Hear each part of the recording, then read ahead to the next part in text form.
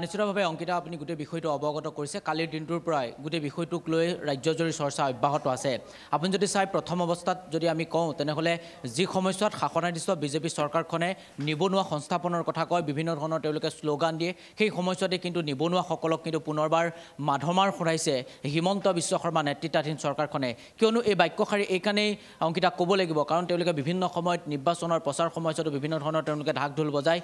যিসকল নিবনুৱা যুৱক যুৱতী আছে নিবনুৱা যুৱক যুৱতীসকলক সংস্থাপন কৰা হ'ব কিন্তু তাৰ বিপৰীতে অসমত বহুকেইখন আদৰ্শ মহাবিদ্যালয় আছে আৰু সেই আদৰ্শ মহাবিদ্যালয়ত কিন্তু আপুনি যদি চাই তেনেহ'লে বিজ্ঞাপন কালিৰ দিনটোত যি বাতৰি কাকতত তেওঁলোকে বিজ্ঞাপন দিছে সেই বিজ্ঞাপনত লিখা আছে যে যিসকল অৱসৰপ্ৰাপ্ত যিসকল অধ্যাপক সেই অধ্যাপকসকলক পুনৰ আদৰ্শ মহাবিদ্যালয়সমূহত তেওঁলোকক নিযুক্তি দিয়া হ'ব যাৰ ফলত যদি আপুনি অংকিতা চাই তেনেহ'লে যিসকলে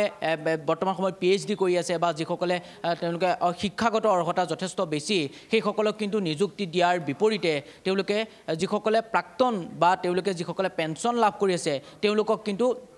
দিয়াৰ এটা সিদ্ধান্ত গ্ৰহণ কৰিছে যাৰ ফলত তেওঁলোকৰ দৰমহা হৈছে এগৰাকী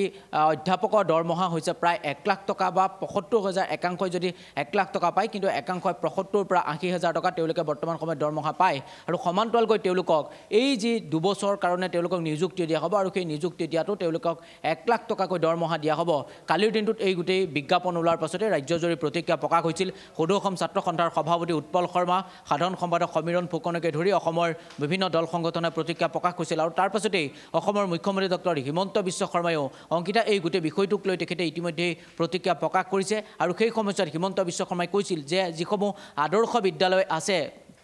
আদৰ্শ মহাবিদ্যালয় আছে সেই আদৰ্শ মহাবিদ্যালয়সমূহত যদি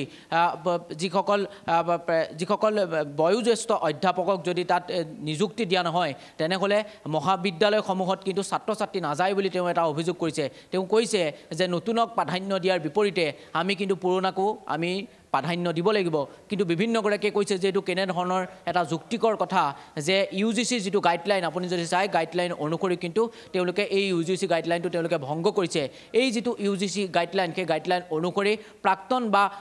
যিসকলে ৰিটায়াৰ্ড বা ভলণ্টিয়াৰ যিসকলে তেওঁলোকে ৰিটায়াৰ্ড লয় তেওঁলোকক আকৌ পুনৰ নিযুক্তি দিব নোৱাৰে তাৰ বিপৰীতে কিন্তু হিমন্ত বিশ্ব শৰ্মাই কালিৰ দিনটোত ঘোষণা কৰিছে যে যিসমূহ আদৰ্শ মহাবিদ্যালয় আছে অসমত সেই আদৰ্শ মহাবিদ্যালয়সমূহত যদি প্ৰাক্তন শিক্ষকক বা ৰিটায়াৰ্ড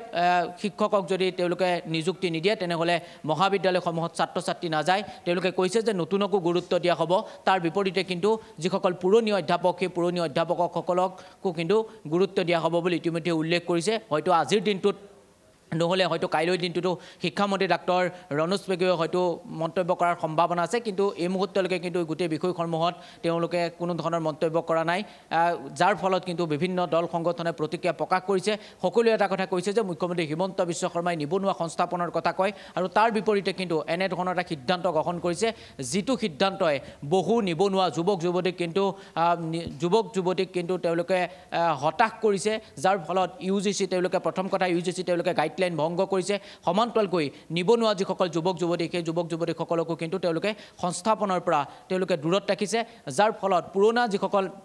বা ৰিটায়াৰ্ড যিসকল অধ্যাপক সেই অধ্যাপকসকলকে কিন্তু তেওঁলোকে পুনৰ নিযুক্তি দিয়াৰ এটা পৰিকল্পনা কৰিছে আৰু যাৰ ফলত ৰাজ্যজুৰি প্ৰতিক্ৰিয়া প্ৰকাশ হৈছে ইতিমধ্যে মই কৈছোঁ সদৌ অসম ছাত্ৰ সন্থাৰ সভাপতি সম্পাদককে প্ৰমুখ্য কৰি অসমৰ যিসমূহ জাতীয় দল সংগঠন আছে বিভিন্নগৰাকী গোটেই বিষয়টোক লৈ প্ৰতিক্ৰিয়া প্ৰকাশ কৰিছে হয়তো সকলোৱে আশা কৰিছিল এই যিখন বিজ্ঞাপন এই বিজ্ঞাপনৰ পাছত তেওঁলোকে মুখ্যমন্ত্ৰীয়ে এটা সিদ্ধান্ত গ্ৰহণ কৰিব কিন্তু ইতিমধ্যে আপুনি যদি চাই তেনেহ'লে স্পষ্ট হৈ পৰিছে কালিৰ দিনটোত বিভিন্নগৰাকীয়ে প্ৰতিক্ৰিয়া প্ৰকাশ কৰাৰ পাছতেই মুখ্যমন্ত্ৰীৰ যিটো স্থিতি সেই স্থিতিও কিন্তু ইতিমধ্যে অংকিতা মুখ্যমন্ত্ৰীয়ে কালি সংবাদ মাধ্যমত প্ৰকাশ কৰিছে কিন্তু এইটো কথাই ক'ব পাৰি যে এই যিটো